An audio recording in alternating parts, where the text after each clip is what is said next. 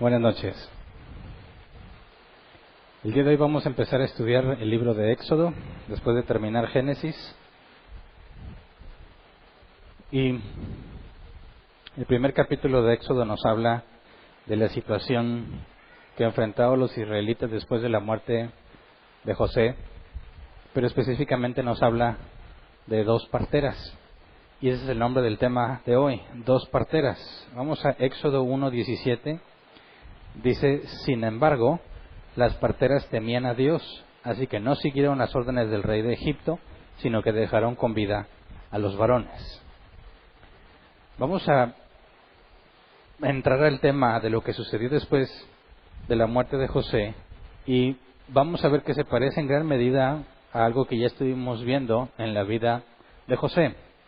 Pero, puesto que es el primer tema que vamos a tocar de este libro, vamos a primero ver una breve información sobre el libro que vamos a estudiar, sobre todo para tratar de ubicarnos en tiempo de cuándo estaba sucediendo esto.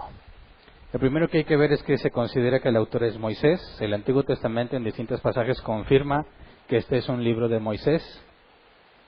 Se considera que fue escrito en el siglo XV a.C., entre 1445 a.C., que es la fecha donde se data la salida de los israelitas de Egipto, desde ahí a la muerte de Moisés, o sea, un momento en el que entre la salida de los israelitas y la muerte de Moisés se escribió y se abarca todo el siglo XV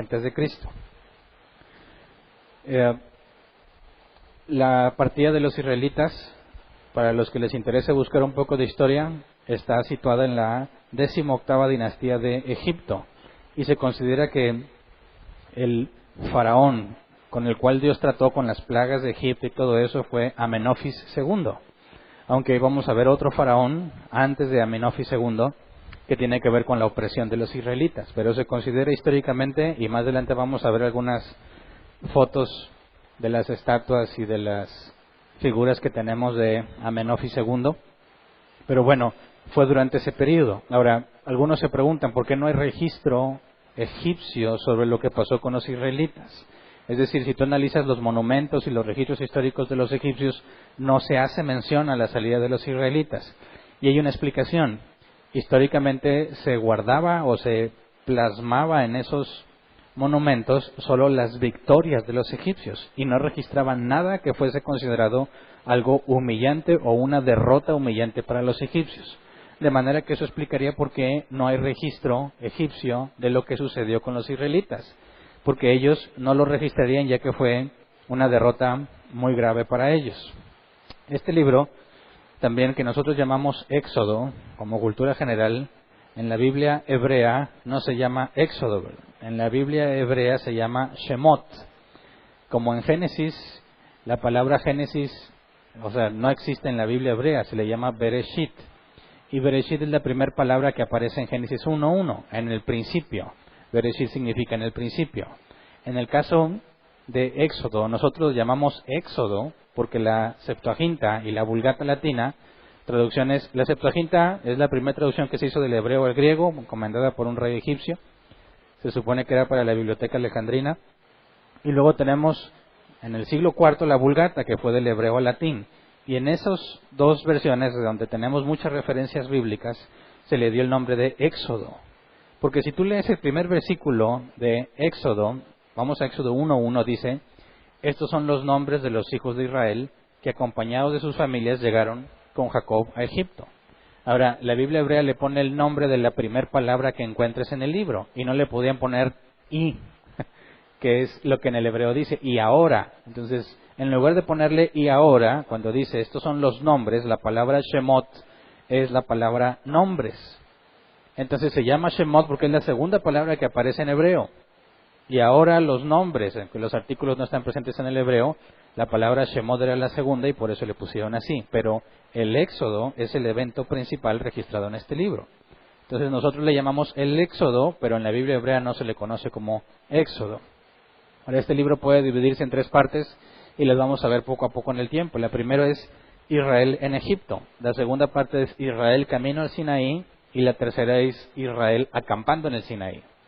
Entonces vamos a ver cómo estas tres o digamos estos 3 puntos principales de lo que sucede nos van marcando la pauta. Y para empezar, en el capítulo 1 empieza diciéndonos qué estaba pasando en Egipto.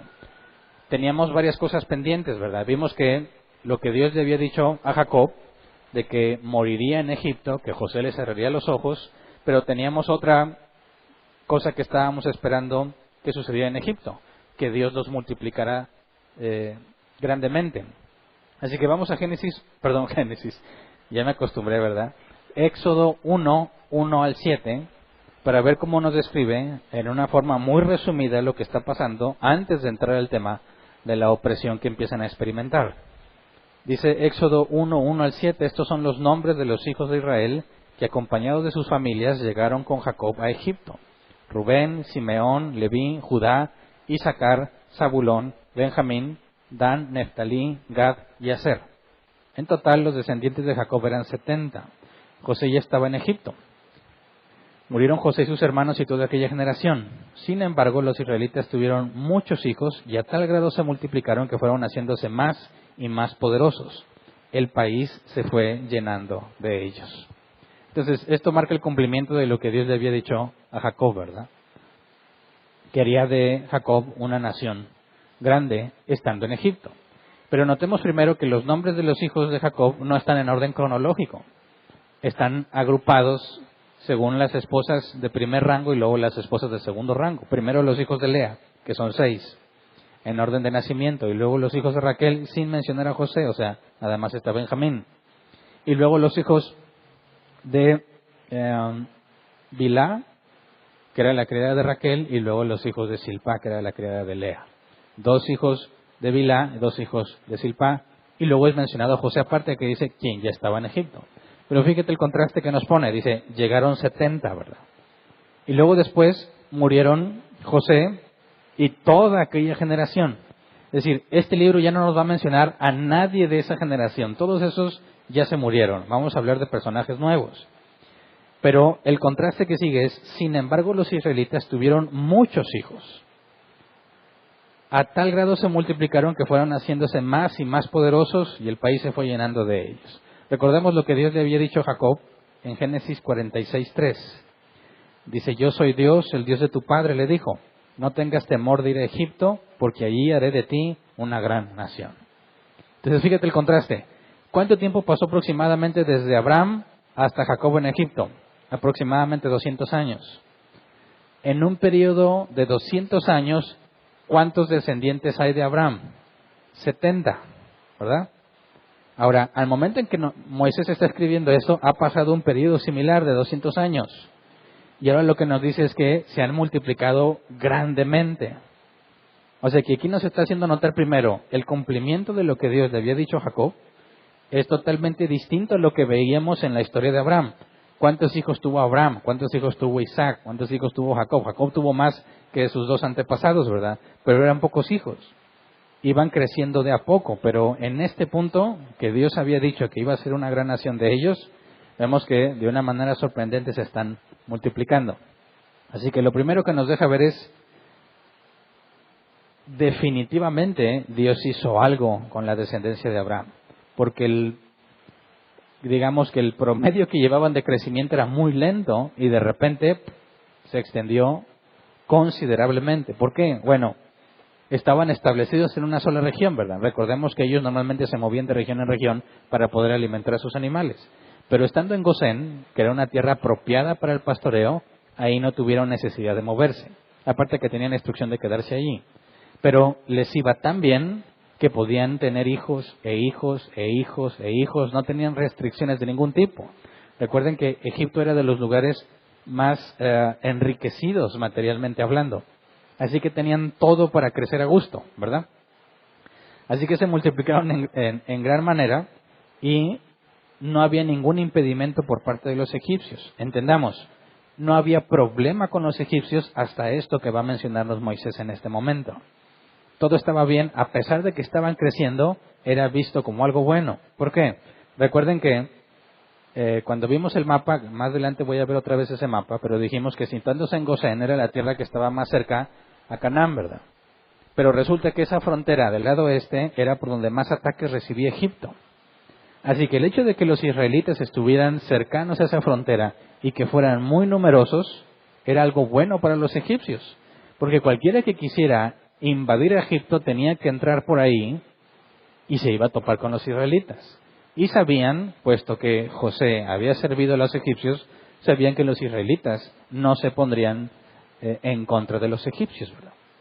Entonces, por lo que José había hecho en Egipto, había confianza entre israelitas y egipcios. Estaban creciendo, no era visto como un problema, sino como un beneficio, porque mientras más eran, más difícil es que se atrevieran a atacar por esa franja, ¿verdad?, los extranjeros. Ahora, Éxodo 1, 8 al 10, nos empieza a explicar qué fue lo que sucedió, por qué esa paz entre egipcios e israelitas se acabó.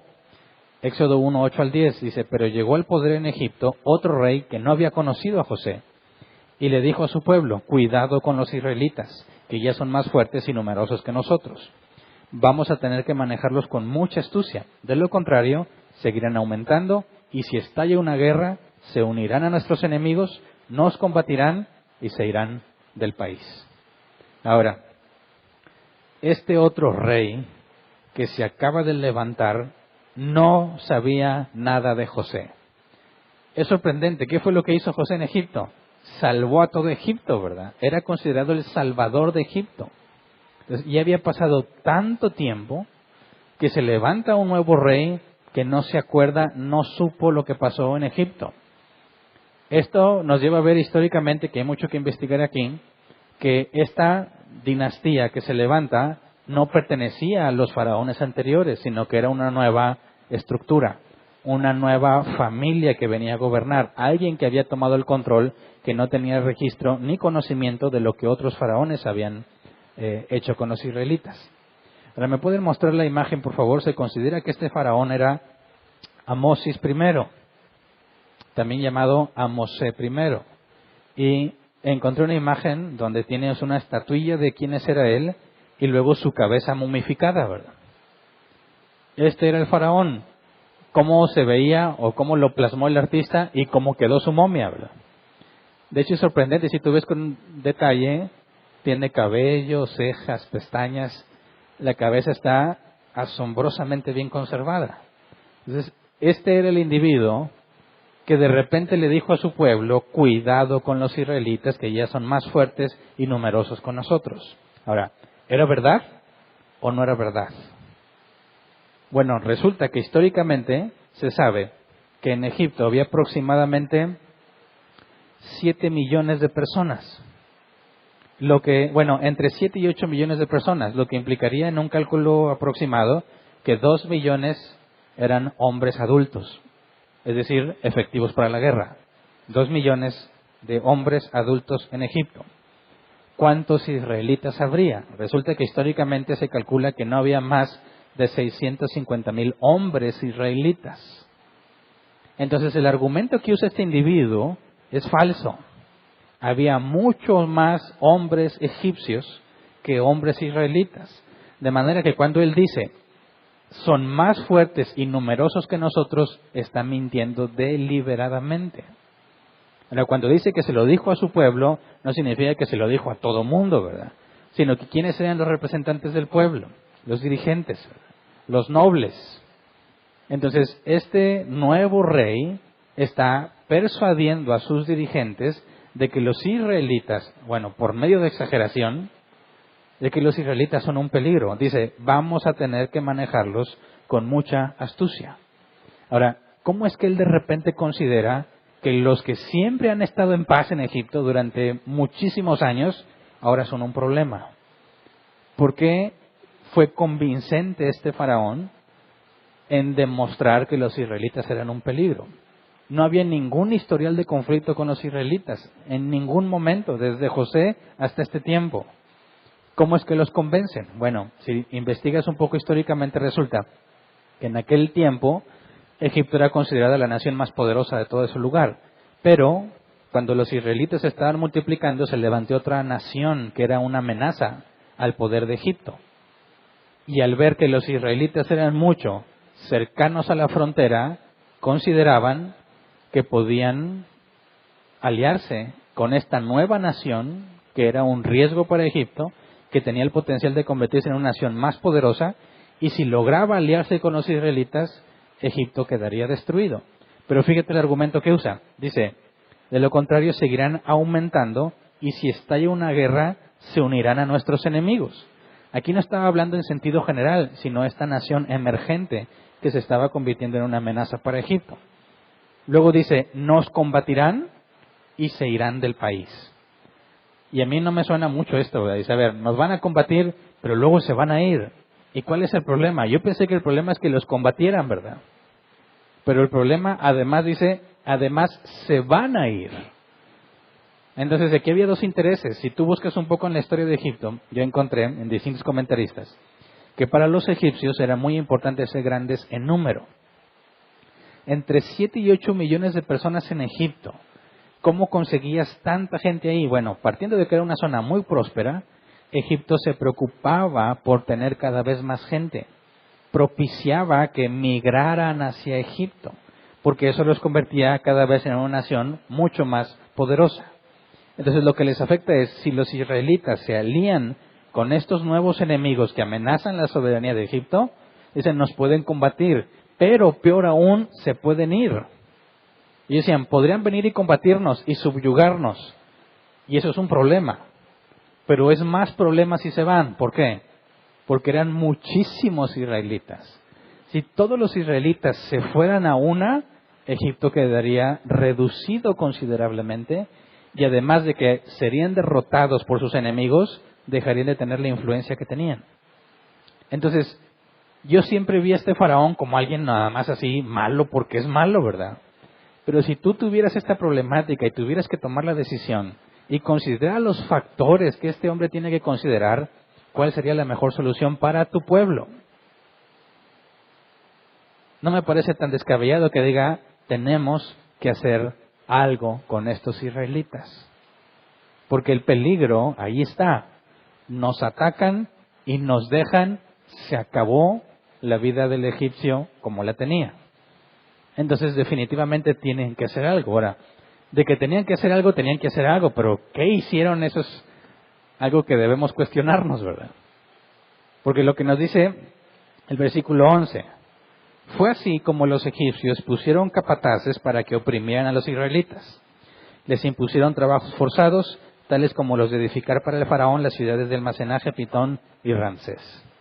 Entonces, fíjate bien, Dios le había dicho a Jacob, en Egipto los voy a hacer una nación grande, ¿verdad? ¿Cuál es la razón por la cual deciden ponerles trabajos forzados a los israelitas? Porque se habían multiplicado. Qué irónico. Lo que Dios hizo en ellos es la causa por la cual los esclavizan. Fíjate bien lo que Dios le había dicho a Abraham. Serán extranjeros y serán oprimidos. Dios le dijo a Jacob, ahí te voy a hacer una nación grande. Pero precisamente eso es lo que detona que sean oprimidos. Así que es parte del plan de Dios la opresión que van a experimentar los israelitas. Dios sabía que por medio de hacerlos prósperos, iban a provocar la opresión. Eso es importante porque vamos a hacer algunas preguntas. Ahora, entonces, Dios los multiplica, eso hace que les pongan trabajo forzado. ¿Pero por qué? Si siempre han estado viviendo en paz y no tenían trabajos forzados, ¿cómo es que de repente, sin oponerse, los israelitas son reducidos a esclavitud? ¿Por qué no se opusieron? ¿Por qué no hicieron algo al respecto? Y bueno, investigando también un poco resulta que los egipcios tenían un sistema de trabajo que era considerado válido y legal. Déjame, aquí le apunté el nombre. Se llamaba corvée. El corvée era una opción que los reyes tenían para al pueblo o cierta fracción del pueblo ponerlo a trabajar en la construcción de palacios y templos. Es decir, era una forma, entre comillas, legal para poder poner la gente a trabajar y construir cosas en beneficio del pueblo. En este caso nos dicen que iban a construir las ciudades de almacenaje Pitón y Ramsés. Y se consideraba que no era comida lo que se almacenaba ahí, sino armas. Entonces, era un bien para Egipto que se construyeran esas ciudades. ¿Cómo le haces para conseguir mano de obra y construir semejantes cosas que los egipcios construían? Bueno, esto era una opción que el rey tenía. Se instituía el corbé. Lo que significaba es que estaban obligados a trabajar para construir lo que el faraón había ordenado. Era un medio legal, un medio válido y permitido. Entonces, lo que el faraón dice es, tenemos que tener astucia, tenemos que pensar bien lo que vamos a hacer. Aquí es donde se empieza a ver su plan. Van a hacer uso de una herramienta legal que los reyes podían usar. Por ejemplo, vamos a 1 de Reyes 5, 13 al 14, donde Salomón hizo precisamente esto. 1 de Reyes 5, 13 al 14 dice, el rey Salomón impuso trabajo forzado y reclutó 30,000 obreros de todo Israel. Los envió al Líbano en relevos de 10,000 al mes, de modo que pasaban un mes en el Líbano y 2 meses en su casa. La supervisión del trabajo forzado estaba a cargo de Adonirán. Ahora, esta es la misma institución. El rey Salomón quiere construir, así que ordena que 30,000 obreros de todo Israel, de su propia gente, se pongan a trabajar a fuerza. No era propiamente esclavitud. Era la forma en la que los reyes podían usar a sus súbditos para poder hacer construcciones. Luego vamos a 1 de Reyes 9:15. Dice, en cuanto al trabajo forzado, el rey Salomón reunió trabajadores para construir el templo del Señor, su propio palacio, los terraplenes, el muro de Jerusalén, y Hazor, Megiddo y Gezer. Así que fíjate bien, ¿cuál es el plan de los egipcios? Vamos a construir 2 ciudades nuevas. Obviamente las pirámides y todo ya tenían una fuerza obrera, ¿verdad? Dentro de los mismos egipcios que se dedicaban a eso. Pero los israelitas no eran parte de la obra. Así que la primer parte del plan de este faraón, es decir, vamos a incluir a los israelitas en esta institución. Les vamos a decir, necesitamos que ustedes construyan estas 2 nuevas ciudades. Pero la intención no nada más es construir las ciudades, porque el objetivo es frenar el crecimiento israelita.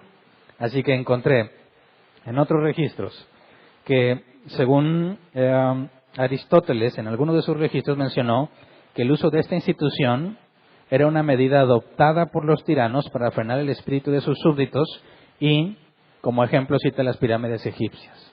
Es decir, la lógica está de esta manera. Podían usarla de buena fe, como podemos imaginar que lo hizo Salomón para construir el templo del Señor, reclutando forzosamente a trabajadores para cumplir con lo que la construcción demanda, o era usado como una medida para amedrentar o, ¿cómo decirlo? Dice, frenar el espíritu, es decir, desanimar, evitar que avance cierta fracción de su pueblo. Entonces, ¿qué es lo que están haciendo? Los israelitas están creciendo. ¿Por qué? Tienen todo. Tienen todo. Les va bien en todo. ¿Cómo le hacemos para que dejen de tener tantos hijos? Pues que no tengan el tiempo para hacerlos. Que no tengan los medios para tenerlos. Así que los llevan a trabajar forzosamente. Ahora nos dice que se establecieron capataces, ¿verdad? Resulta que en el sistema egipcio, dice el versículo 11, fue así como los egipcios pusieron capataces. Esta palabra nos hace referencia a uno de los 2 oficios que se desempeñaban. Los egipcios, cuando ponían sus cargas forzadas de trabajo, había 2 roles que administraban eso. Los que físicamente se aseguraban de que los obreros cumplían el trabajo, y eso lo vemos en muchas películas al respecto. Los que estaban ahí golpeando a los trabajadores, obligándolos a hacerlo. Esos eran considerados como oficiales de clase baja. Personalmente supervisaban a los trabajadores y los forzaban a trabajar. Pero también había otro oficio que se llamaba oficial de clase alta. Son los que distribuían el trabajo y determinaban las tareas que se debían realizar. Cuando nos dice que se pusieron capataces, nos está hablando de estos oficiales de clase alta. Es decir, el plan consistía, vamos a construir estas 2 ciudades para cubrir el plan, porque el plan es evitar que se sigan multiplicando. Así que de una manera legal van a empezar a frenar el crecimiento de los israelitas. Ante todos los egipcios estamos usando este corbé, esta institución, porque vamos a construir 2 ciudades. Pero internamente el objetivo no son las dos ciudades, sino frenar el crecimiento israelita. Así que es astuto. Está haciéndolo todo aparentemente legal. Nadie se podía quejar. Ni siquiera los israelitas podían rebelarse porque era justificado que trabajaran forzosamente. Entonces esa es la principal fase del plan de empezar a amedrentar a los egipcios. Empezar a usar astucia para terminar con ellos. Ahora, versículo 12 al 14. Éxodo 1, 12 al 14 dice: pero cuando más los oprimían, más se multiplicaban y se extendían, de modo que los egipcios llegaron a tenerles miedo. Por eso les imponían trabajos pesados y los trataban con crueldad. Les amargaban la vida obligándolos a hacer mezcla y ladrillos y todas las labores del campo. En todos los trabajos de esclavos que los israelitas realizaban, los egipcios los trataban con crueldad. Ahora, ¿por qué les tenían miedo? Los tienen esclavizados. No se pueden rebelar al rey porque lo que se les está pidiendo es legal. ¿Por qué les tienen miedo? Bueno, ¿qué debería de pasar con las personas que las tienes en el calor intenso de Egipto, con jornadas de todo el día, que nada más tienen tiempo para dormir y volver a levantarse? ¿Cómo es que siguen teniendo tantos hijos? ¿Qué esperarías que pasara con las personas que están expuestas a este intenso calor y a este arduo trabajo? Lo que se esperaba es que comenzaran a morir. Encontré, según Heródoto, el padre de la historia, en uno de sus registros dice que Neco, un solo monarca, destruyó con esta institución a 120,000 de sus súbditos. Un rey, haciendo esto mismo que el faraón trata de hacer con los israelitas, mató a 120,000 de sus súbditos. Ahora, esto lo aplican a los israelitas y pasa lo opuesto. En lugar de morirse, tienen más hijos. Eso no es natural, esto es sobrenatural. ¿Cómo le hace un hombre con toda la carga de trabajo para seguir teniendo muchos hijos? Debería morirse y no se mueren. Esa es la razón del miedo. Dice, estos hombres son demasiado fuertes. Ahora, ¿cómo le haces entonces para lograr que estos hombres, a quienes ya les da miedo por su enorme fortaleza, dejen de reproducirse? ¿Cómo le haces? A ver, tú eres faraón, ya iniciaste tu plan, nadie se queja porque es legal, ni siquiera los israelitas se pueden quejar. Empiezas a ponerles intensas cargas de trabajo y se deben empezar a morir. Pero no se mueren, sino que son más. ¿Cómo le haces ahora? Pues ponles más trabajo, ¿no? Son muy fuertes, pero tiene que tener un punto de quiebre. ¿Qué es lo que dice el versículo? Pero cuanto más los oprimían, más se multiplicaban y se extendían, de modo que los egipcios llegaron a tenerles miedo. Por eso les imponían trabajos pesados y los trataban con crueldad. Es decir, ahora agravan el trabajo. Les amargaban la vida obligándoles a hacer mezcla y ladrillos y las labores del campo.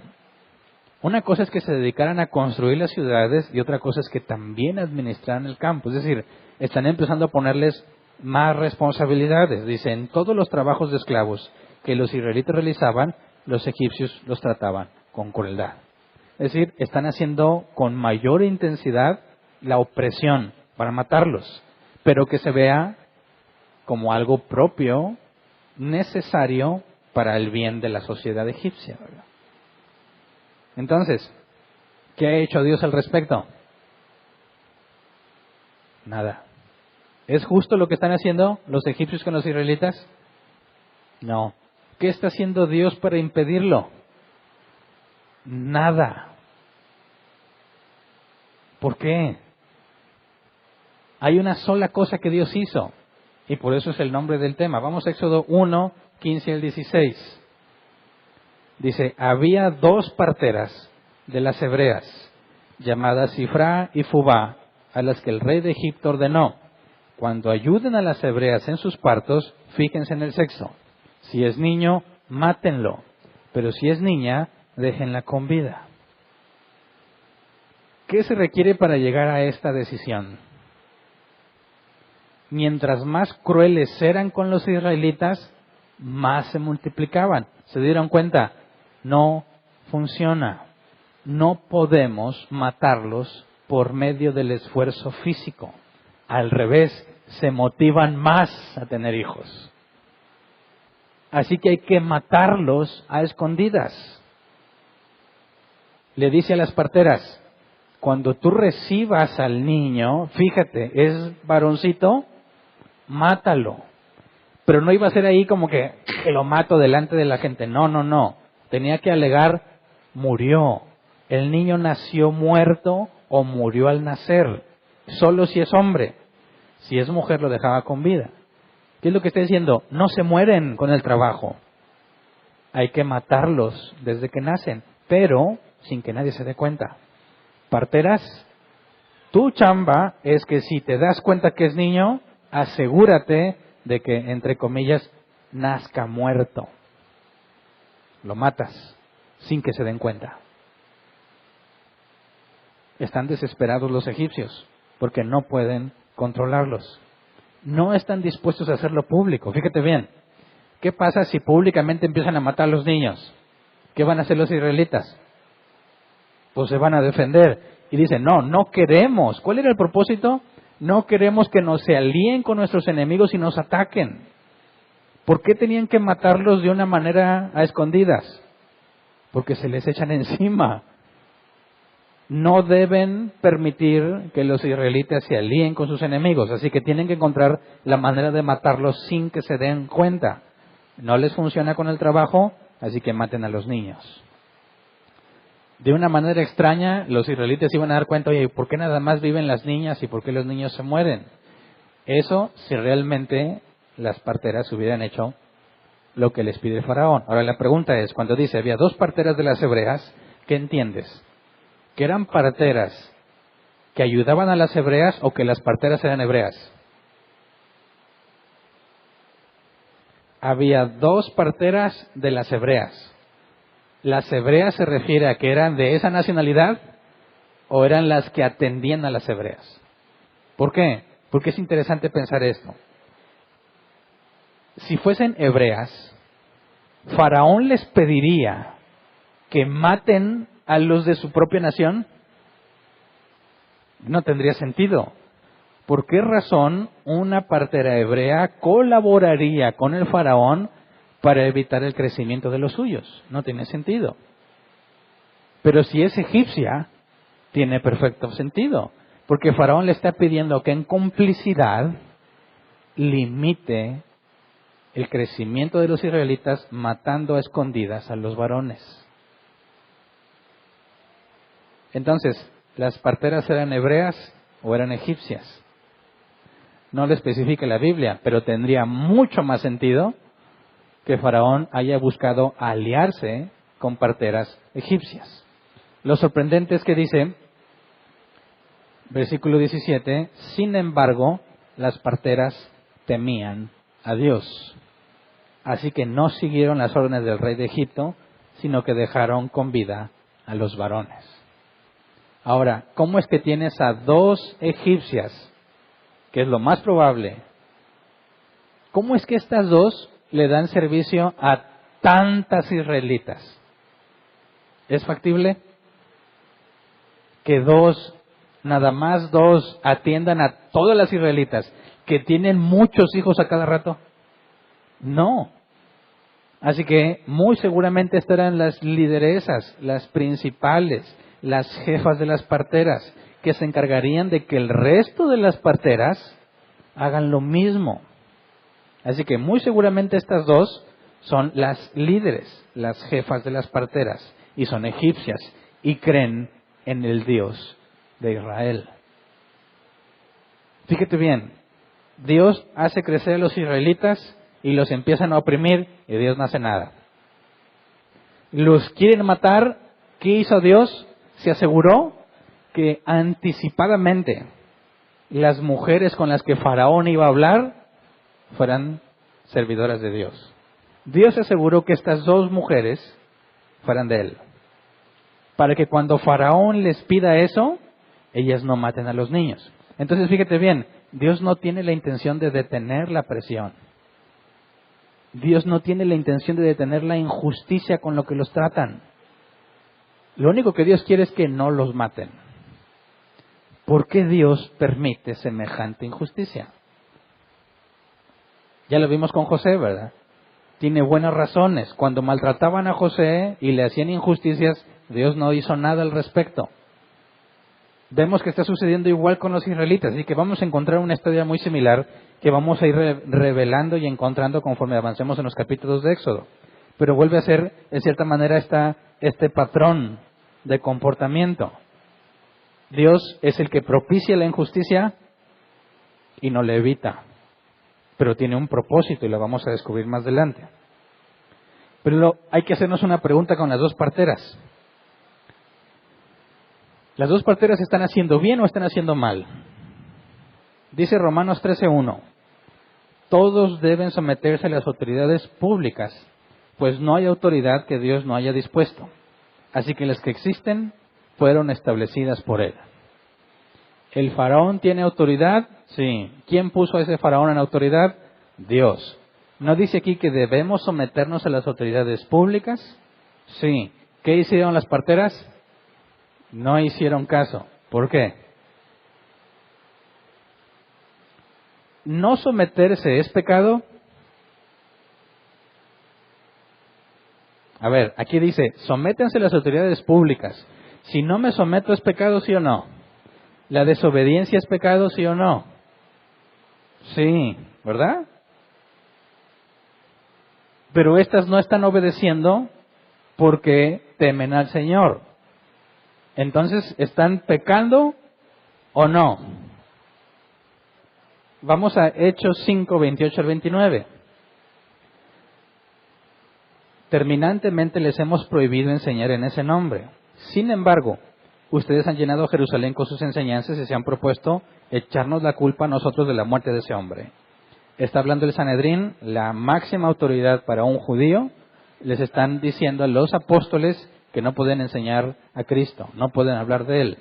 Versículo 29, palabras de los apóstoles. Es necesario obedecer a Dios antes que a los hombres, respondieron Pedro y los demás apóstoles.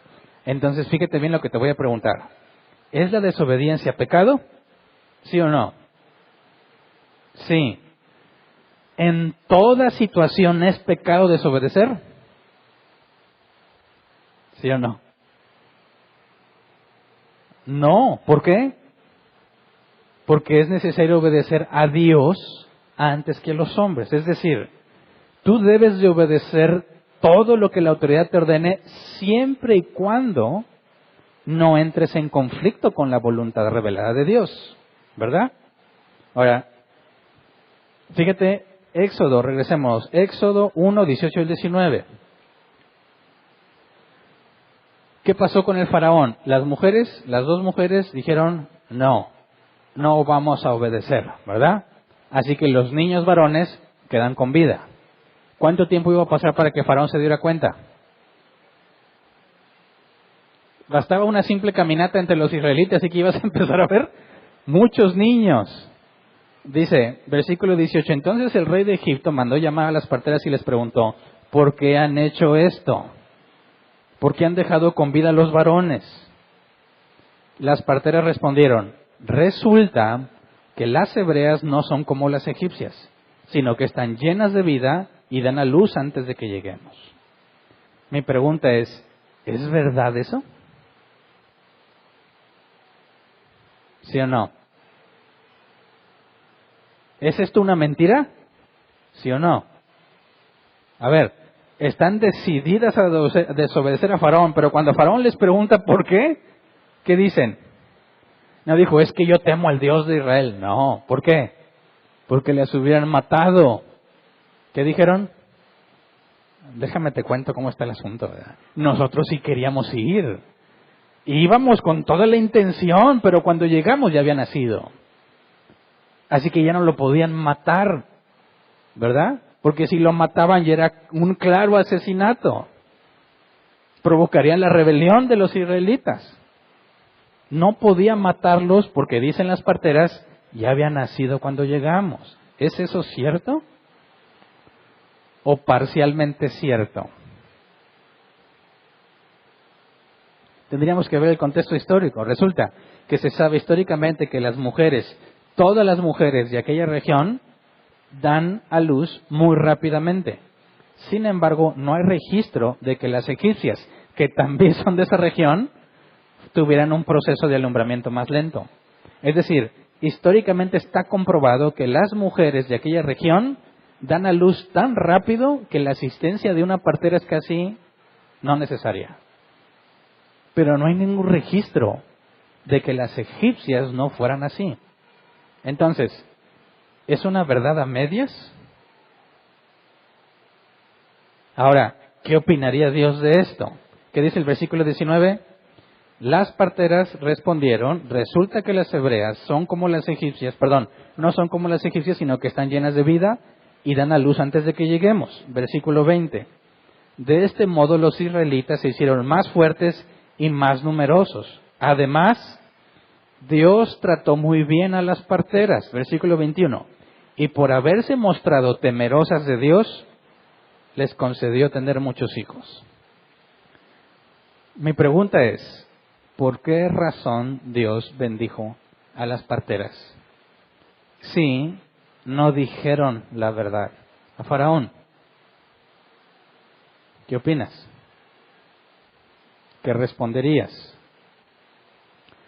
¿Es un hecho que le mintieron al Faraón? ¿Sí o no? ¿Qué es una mentira? Decir algo que sabes que es falso, con la intención de engañar, ¿verdad? Si yo te digo un dato falso, pero no sabía que es falso, ¿te estoy mintiendo? Por ejemplo, cambiamos el horario, y el horario de invierno se adelanta una hora. Yo no cambié el reloj, me preguntas qué horas son, te digo, son las 8:53, pero yo no cambié el reloj, en realidad ya son las 9:53. ¿Te mentí? No, te malinformé o te desinformé. Pero no me puedes acusar de mentira porque no lo hice consciente de que era un dato falso. Pero si yo conscientemente te doy un dato falso con tal de engañarte, te estoy mintiendo. ¿Qué hicieron las parteras? ¿Lo hicieron intencionalmente o no sabían?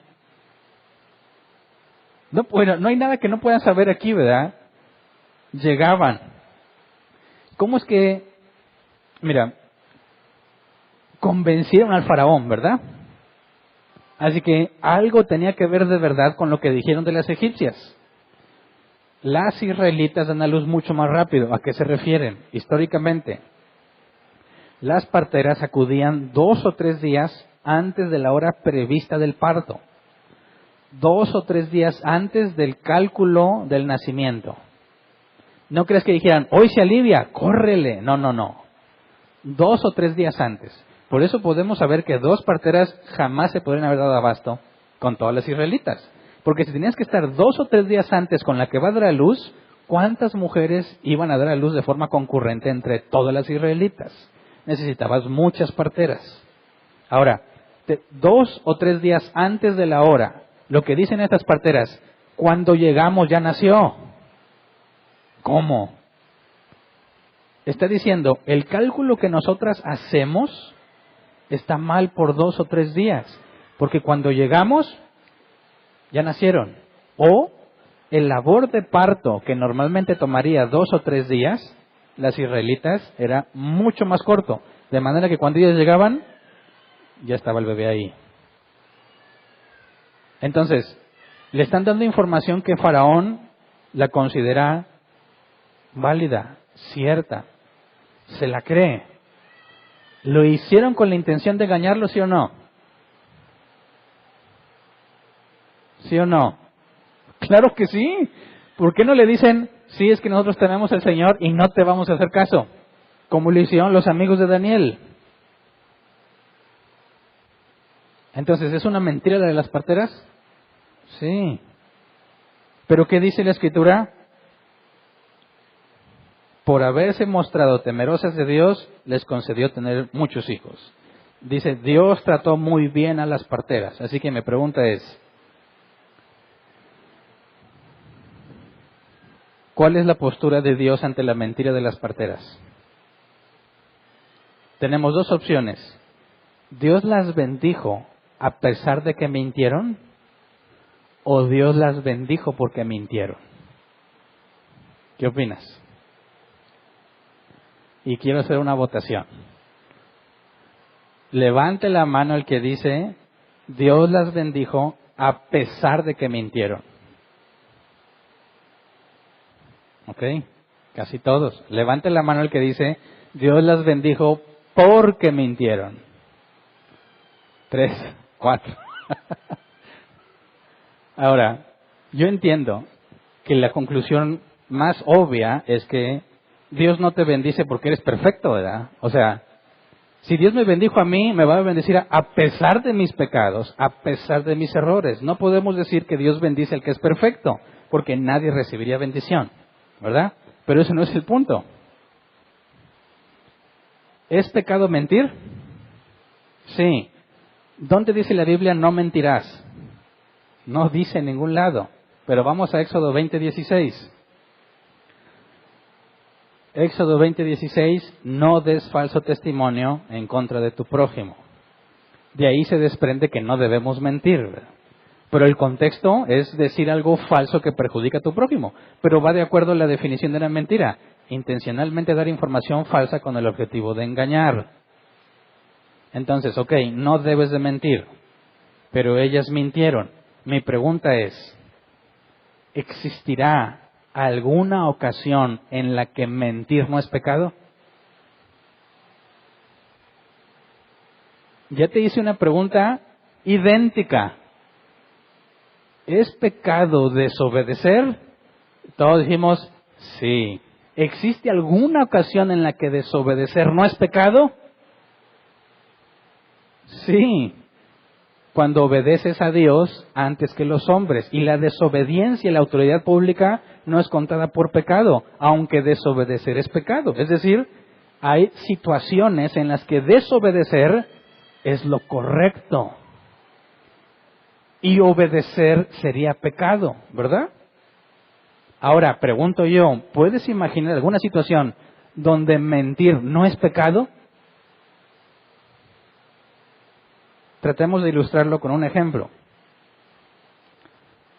Imagínate que estás en la época de la Alemania nazi. Sabemos que ellos en un momento del tiempo mandaron matar a todo judío que se encontrara en sus territorios. Tú eres, quiero que te pongas en el papel de un padre de familia alemán que se casó con una mujer judía y tuvieron un hijo. El hijo que tuvieron, ¿es alemán o es judío? Es judío, porque si la madre es judía, el hijo es judío. Escuchas que los alemanes vienen a registrar tu zona y van a registrar casa por casa para matar a todos los judíos. Tú escondiste a tu niño en tu casa porque no quieres que lo maten. Llegan los nazis y tocan a la puerta y te preguntan, ¿tienes algún judío aquí? ¿Qué le contestas?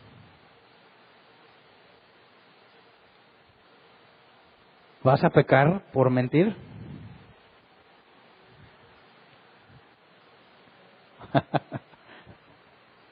¿O ahí mentir no es pecado? ¿Qué opinas? ¿Qué contestarías? ¿Podría Dios bendecir a alguien por mentir en esa situación? Hay muchos registros e historias de personas que escondieron judíos arriesgando sus propias vidas. Y cuando la Gestapo, la policía de aquel lugar, así se le llamaba, llegaba y preguntaba, le decían, no, aquí no hay judíos. Pero eso es una mentira. Estás dando información falsa con la intención de engañar. ¿Es esa mentira pecado o no?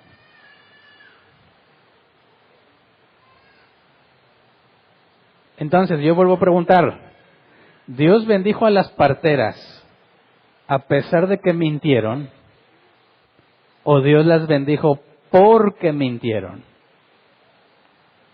¿Qué opinas? A ver, Hernán, espérame, suena... ¿De dónde te lo estás sacando, verdad? Una cosa es mi respuesta emocional, ¿verdad? Por salvar a mi hijo. Pero, ¿acaso Dios permitiría eso? ¿Tendremos algún ejemplo donde Dios haya no solo aprobado, sino ordenado que así se hiciera? ¿Se te ocurre algún ejemplo?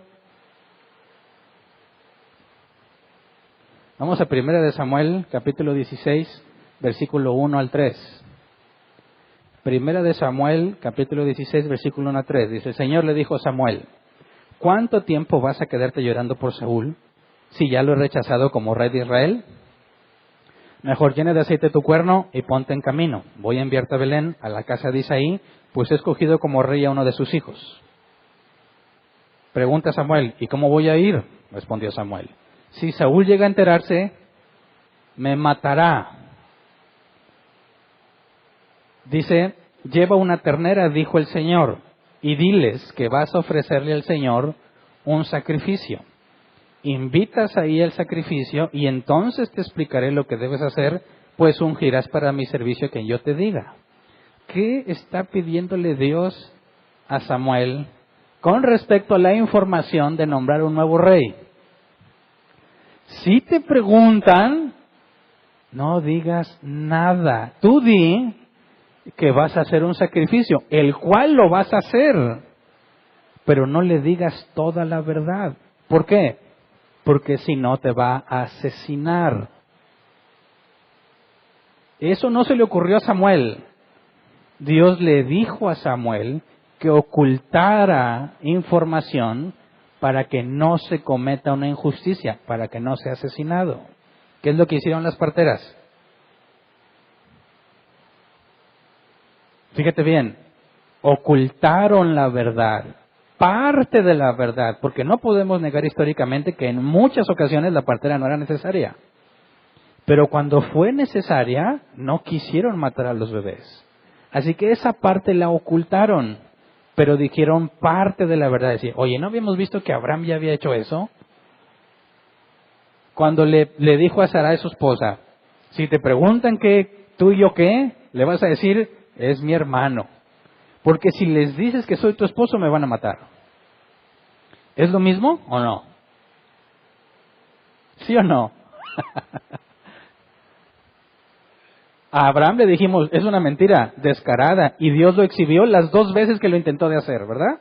Sin embargo, no descubrió a Samuel, ni descubrió a las parteras. ¿Puedes ver la diferencia entre lo que Abraham hizo y lo que las parteras hicieron? La decisión de mentir de Abraham, ¿en qué está basada? En su propio miedo, no en hacer un bien, ¿verdad? Las parteras lo están haciendo por hacer un bien. Samuel, por instrucción de Dios, lo hizo por hacer un bien. Por eso es que no tiene excusa Abraham. Pero tenemos otro ejemplo, Rahab. ¿Qué hizo Rahab con los 2 espías? Los escondió en su casa y cuando fueron a preguntarle, ¿tienes aquí a los israelitas? ¿Qué dijo? No. Y Dios bendijo a Rahab. Mi pregunta es, ¿a pesar de la mentira o debido a la mentira? Esto es muy importante porque históricamente las 2 cosas han sido aceptadas en la doctrina cristiana. Las 2 posturas son válidas, pero depende del enfoque que uses para acercarte. Por ejemplo, si llegan y te dicen, tienes aquí judíos y tú los tienes ahí y dices, sí, aquí están, dijiste la verdad, pero te hiciste cómplice, ¿verdad? Te hiciste cómplice. Gracias a ti los van a matar. Eres parte de sus malas obras, ¿verdad? Ahora, ¿debo ser parte o no debo ser parte de su maldad?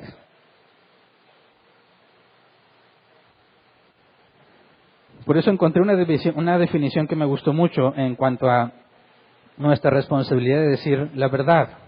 Dice, siempre y en todas partes estamos obligados a decir la verdad a quien se debe la verdad. Debemos hablar la verdad donde la justicia y la rectitud requieren la verdad. ¿Se entiende? Es decir, yo voy a decir la verdad siempre y cuando yo no me convierta en cómplice de la maldad.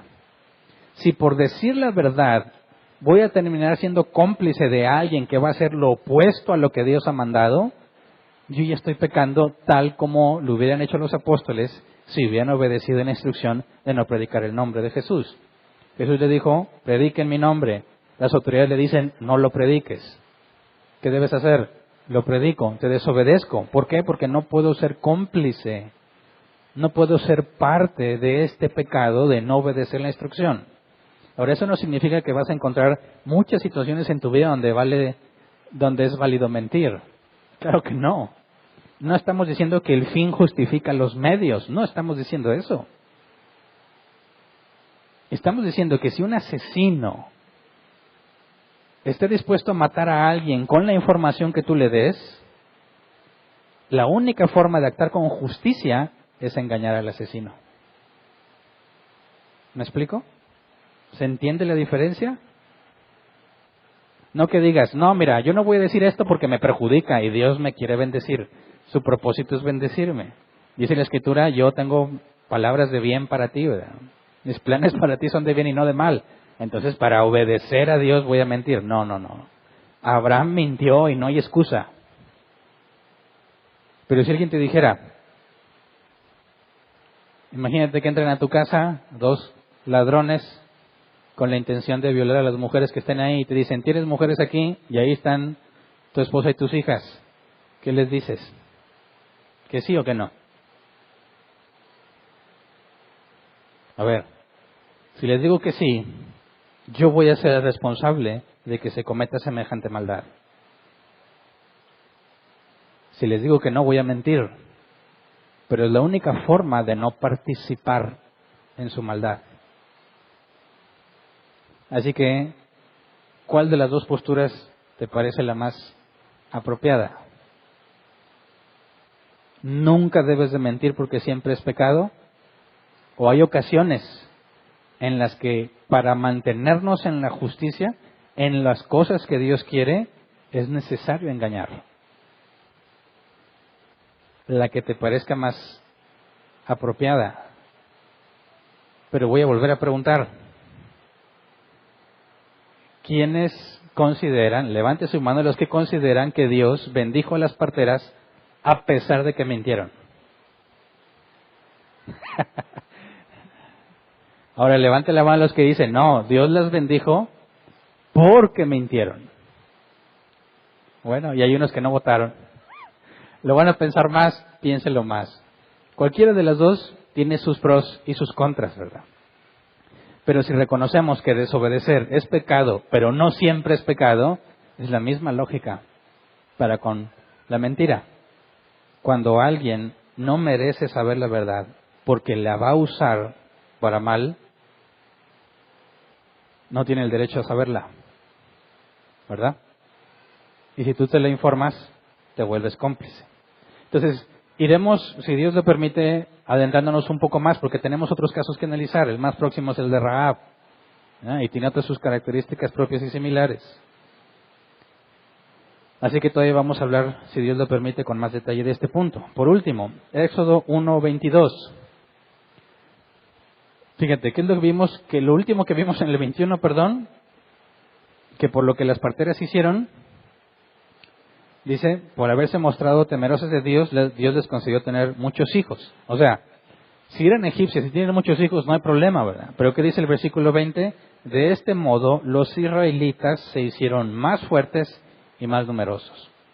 Entonces, ¿cuál es la decisión que le queda a Faraón? Lo que dice el versículo 22. El Faraón, por su parte, dio esta orden a todo su pueblo. Tiren al río a todos los niños hebreos que nazcan. A las niñas déjenlas con vida. Es decir, deja de hacerlo a escondidas. Lo convierte en algo público mediante un edicto real. Vayan y maten y echen al río a todos los niños. Ya, esto de esconderse y matarlos sin que se den cuenta no funciona. Así que están dispuestos a enfrentar una posible rebelión de los israelitas. Pero como están creciendo cada vez más, es su única alternativa. ¿Quién ha permitido que llegue a este punto? Dios. ¿Por qué? Bueno, porque es precisamente esta decisión la que nos lleva a conocer a Moisés. ¿Verdad? Esta injusticia, el dolor de tantas madres que van a perder a sus hijos varones, Dios lo está permitiendo con un propósito: llevar a un niño hebreo a la casa de Faraón. ¿Es válido? Todavía no tenemos información suficiente para decidirlo.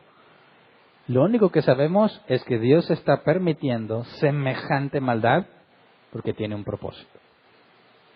No tenemos evidencia suficiente para determinar si es justificable o no, pero te aseguro que conforme vayamos avanzando, el panorama debe ser cada vez más claro. Así que en Génesis, Moisés, Dios por medio del Espíritu Santo, inspirando a Moisés, nos confronta con el problema de la maldad y el sufrimiento, uno de los principales argumentos en contra de Dios, y nos muestra cómo Dios permite el sufrimiento con una razón específica.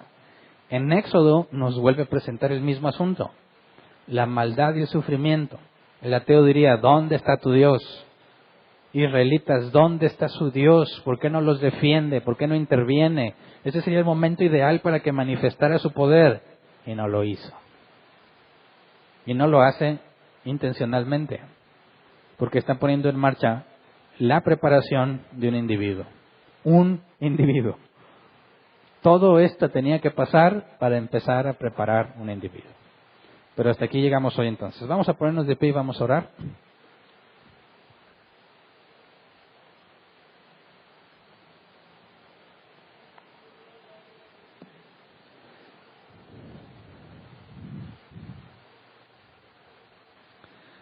Dos parteras. Lo único que Dios ha hecho es obrar con dos parteras. Pero lo que estas dos hicieron en su fidelidad está generando lo que más adelante vamos a ver como una de las principales formas en las que Dios mostró su poder. Así que tenemos un aprendizaje en esto, ¿verdad? Cuando Dios permite la maldad, siempre pone límites. Como en el caso de Job, puedes hacer esto, pero hasta aquí.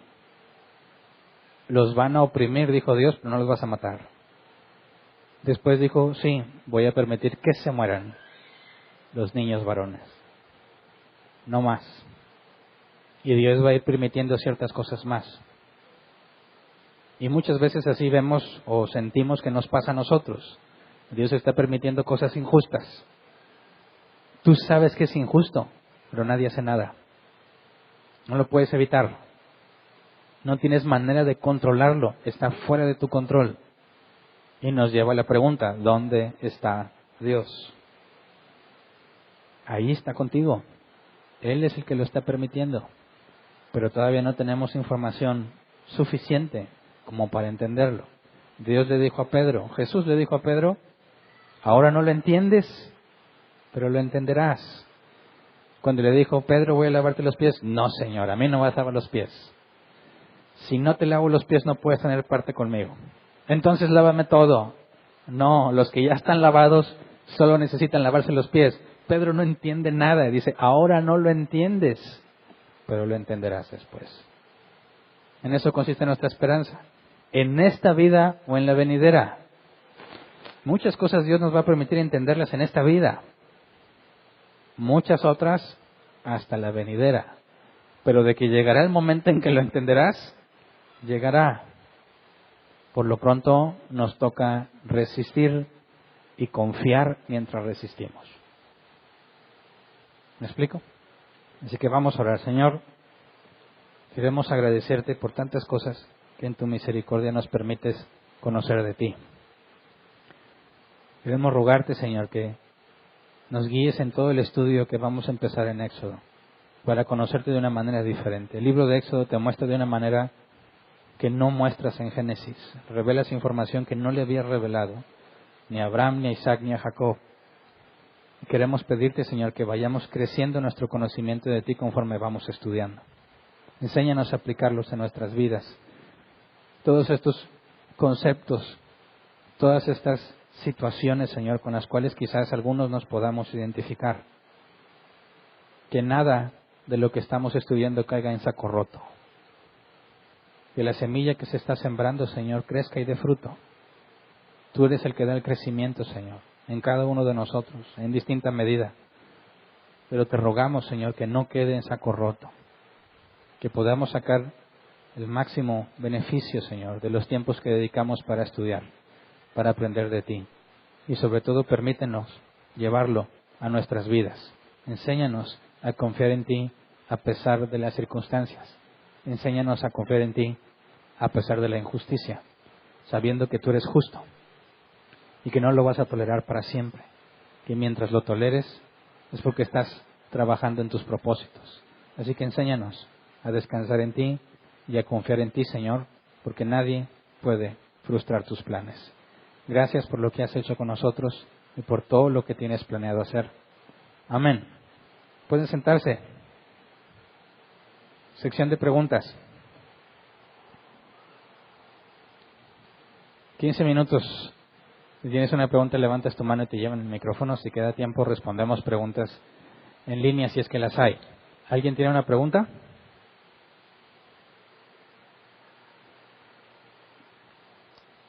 No, yo pensé que iban a preguntar de las mentiras y eso. ¿Aquí hay una pregunta?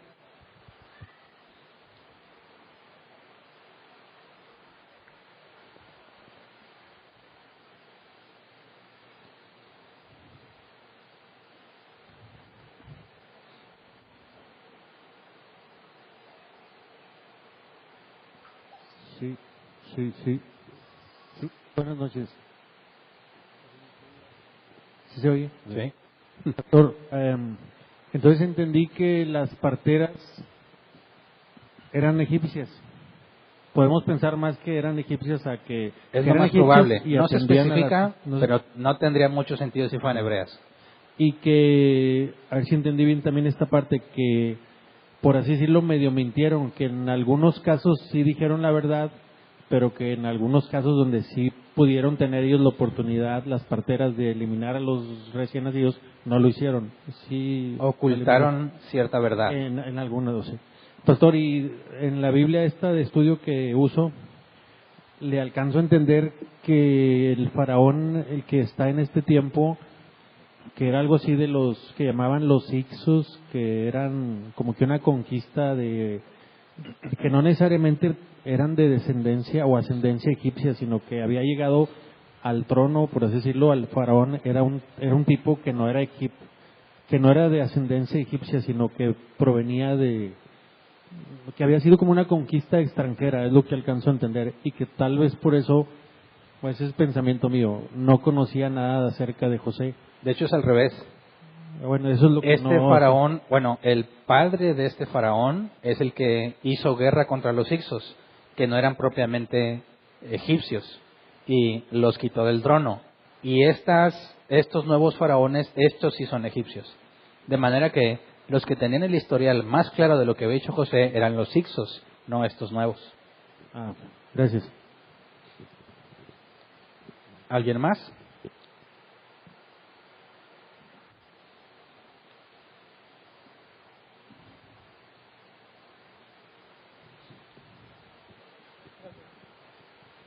Buenas noches. Sobre el tema de las parteras, la fisionomía de las hebreas era diferente a la de las egipcias. Eran más robustas que las egipcias, eran más delgadas las egipcias, por lo que se narra ahí en la Biblia.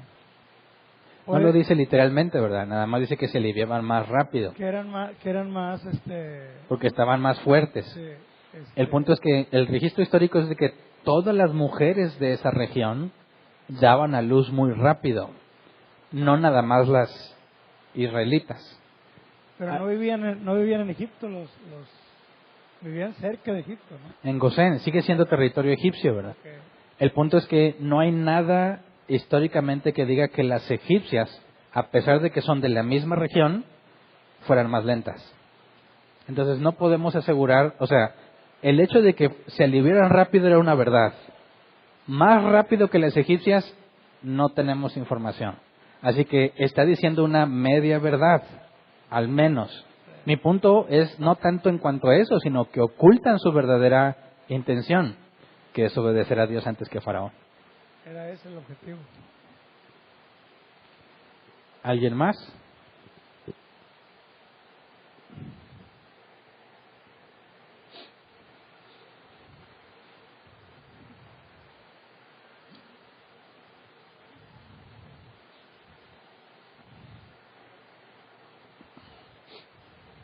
Buenas noches. Con los nombres de las dos parteras, ¿no te puedes dar cuenta si eran egipcias o hebreas? Dicen que son nombres semíticos, es decir, no eran propiamente nombres egipcios, pero tampoco por el nombre se puede asegurar que fuesen hebreas. Lo que se sabe es que eran nombres comunes de esa región, no propiamente egipcios. Entonces, no nos es muy útil para determinar la nacionalidad de las parteras. ¿Alguien más?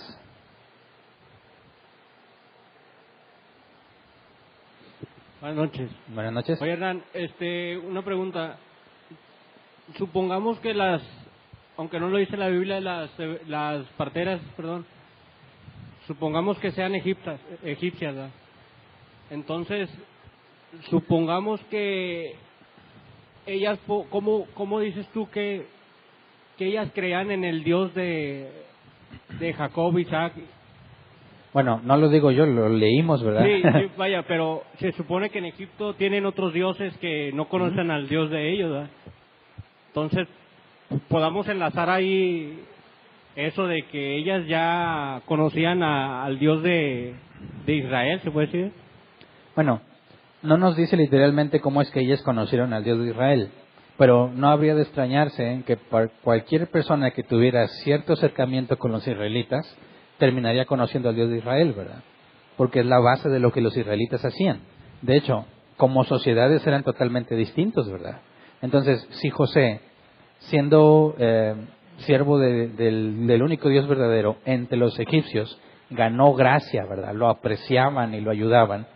Bueno, imagínate tantos israelitas ahí, necesariamente tendríamos que concluir que debieron testificar a los egipcios, ¿verdad?, de lo que hacían ellos, hablar del Dios de Israel. Abraham lo hizo en Egipto, en la encina de Mamre, ahí se dedicaba a enseñar sobre Dios. Entonces, no sería difícil encontrar una posible causa por la cual estas dos parteras conocían al Dios de Israel, aunque no lo dice literalmente como lo hicieron. Okay. Gracias.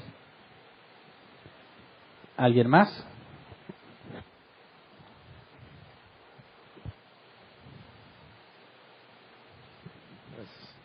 Buenas noches. Cuando pensamos o cuando leemos que las hebreas responden que los niños ya nacieron para cuando ellas llegan, y decimos que están mintiendo, o nosotros sacamos en conclusión en esta noche de que estaban mintiendo o que mintieron,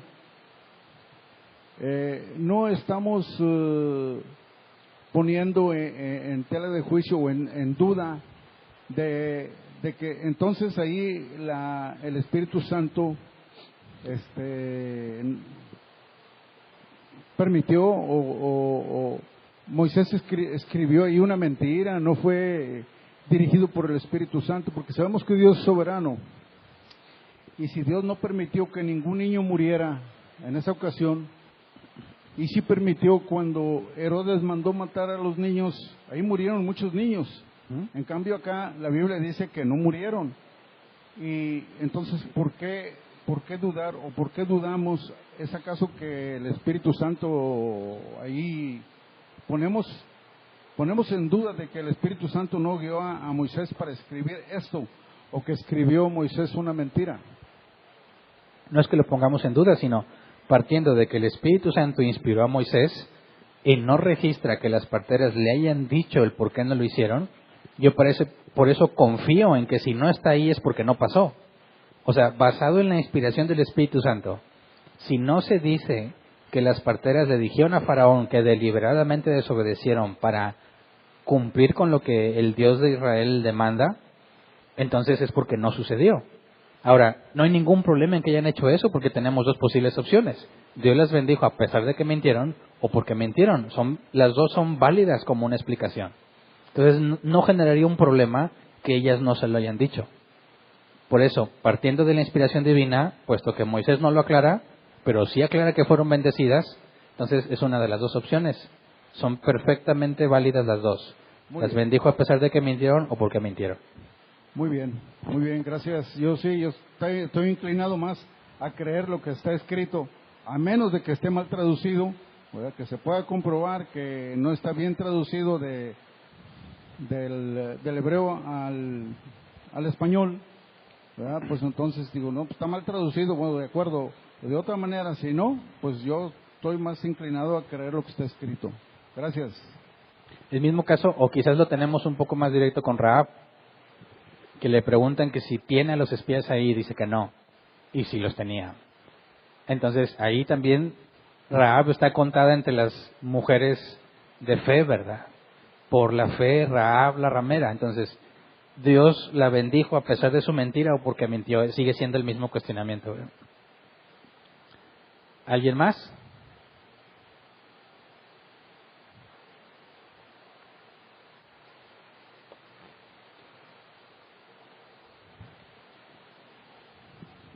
Sí.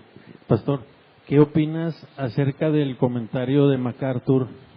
Él se refiere a este pasaje que estamos discutiendo, más o menos dice así, dice, más que tratar de argumentar acerca de la justificación de una posible mentira de las parteras, como que él da por un hecho que todo fue verdad, o sea, que realmente así ocurrió en el 100% de los casos. Me acordé por lo que comenta ahorita el hermano Cosme, como que está diciendo, no, si dice eso es porque sí fue, ¿verdad? Es el comentario que alcanzo a entender en MacArthur. Repito, como que más que tratar de argumentar por qué las parteras tuvieron la necesidad por preservar su vida, porque temieron a Dios, de haber dicho una mentira, dice, en lugar de eso, debemos de creer que es como una verdad casi absoluta, que lo que ellos dijeron es porque así fue en todos los casos.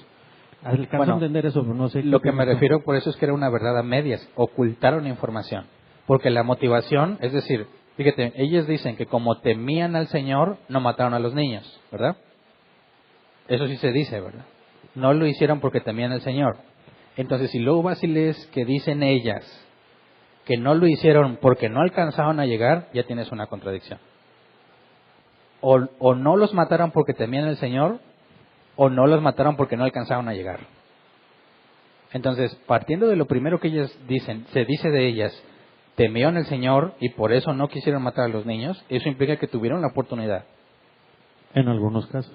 Sí, por eso lo que mencionamos es, el problema no es si era 100% real en esas ocasiones, sino que no están diciendo la verdad de por qué no mataron a los niños, que era con tal de obedecer al Señor. Cuando tuvieron la oportunidad. Exactamente. Es que te digo, lo que alcanzo a entender el comentario de MacArthur es que él dice, o sea, no pierdan tiempo tratando de argumentar acerca de por qué ellas mintieron, sino ustedes crean que lo que dijeron fue verdad. Pero el punto sigue siendo lo mismo, ¿verdad? No dijeron toda la verdad.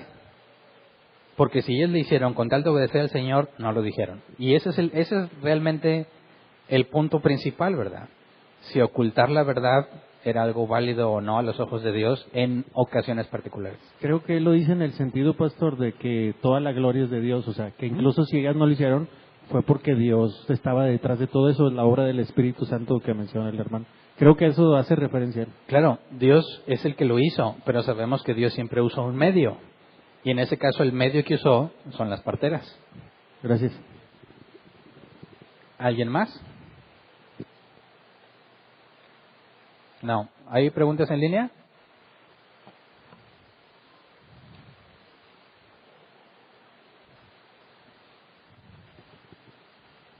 Sí, ¿qué tal? Buenas noches. Pastor dice, Abraham mintió por su propia voluntad y a pesar de esto ¿Dios guardó a Sara de ser ultrajada? O sea, ¿por qué? O sea, Dios, ¿cómo? Abraham mintió y Dios qué? Dice, Abraham mintió por su propia voluntad. Y a pesar de esto, Dios guardó a Sara de ser ultrajada. Ujú. ¿Por qué? Lo explicamos en su momento.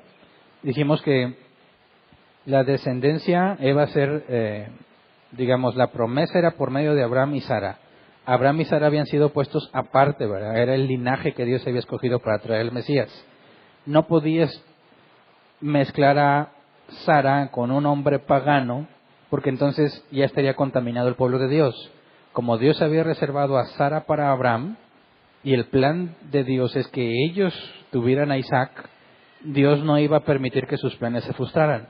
A pesar de la maldad de Abraham, a pesar de él ocultar una verdad, no decir que es su esposa, decir una parte de la verdad es mi hermana, bueno, eso llevó a que su esposa estuviese a punto de casarse con otro hombre en ese sentido. Y eso sería convertido en adulterio, ¿verdad? Y Dios, con el plan que él tiene para con Abraham y con Sara, no iba a permitir que se frustrara el plan que ya tenía. Por eso intervino. Lo vimos también con el rey de, ¿cómo se llamaba este hombre? Abimelech, si no me equivoco. Que también cuando se iba a llegar a Sara, dijo, Dios, no te permití que la tocaras, ¿verdad? Dios no permitió que él pecara y que sus planes se frustraran con respecto a Abraham y Sara. Entonces, nada sucede sin el consentimiento de Dios y es imposible frustrar los planes de Dios. A pesar de nuestros pecados, no podemos echar a perder los planes de Dios. Y el caso de Abraham lo ilustra perfectamente, ¿verdad? El error de Abraham no iba a echar a perder el plan de Dios, por eso Dios interviene para que se cumpla su voluntad. Ok, una más. Dice, ¿se considera mentira ocultar una enfermedad grave a quien lo padece? ¿Se considera mentira ocultar una enfermedad grave ¿A quien lo padece? a quien lo padece? Bueno, habría que ver la condición de esa persona, ¿verdad? Por ejemplo, si es un niño y no necesariamente va a poder lidiar con esa información, lo más probable sería que no se la dices así nada más, ¿verdad? O tendrías que prepararlo de antemano o llevarlo a una situación donde lo pueda comprender. Si es una persona que no tiene control de sus emociones, una persona enferma, con tendencias suicidas, si tú le das esa información, no le va a ayudar, la vas a perjudicar más. No se trata nada más de que si se lo digo o no, sino encontrar la manera en que no le vaya a generar un daño. Tarde o temprano se lo tienes que decir, pero tiene que haber una preparación, ¿verdad? Porque si tienes una enfermedad muy grave, no le puedes decir que no tiene nada, porque físicamente se va dando cuenta que algo pasa con él. Entonces dependería mucho de la situación de la persona, el cómo le vas a comunicar la información, ¿verdad? Pero me parece que si es una persona que quiere saber, que tiene el derecho a saber, y tú se lo ocultas, eso sí es una mentira, ¿verdad? Entonces habría que considerar la situación particular de la persona que va a recibir esa información para encontrar la mejor manera de mostrárselo, con tal de no generarle más daño, ¿verdad? Pero ocultárselo a alguien que tiene el derecho a saberlo, eso es una mentira. No hay nada que podamos justificar en alguien que tiene el derecho a saber la verdad y que se la ocultes, eso es pecado. Ok, es todo, gracias. Bueno, terminamos la transmisión en línea entonces. Si Dios quiere, los esperamos el domingo para continuar con nuestro estudio de fundamentos. Gracias.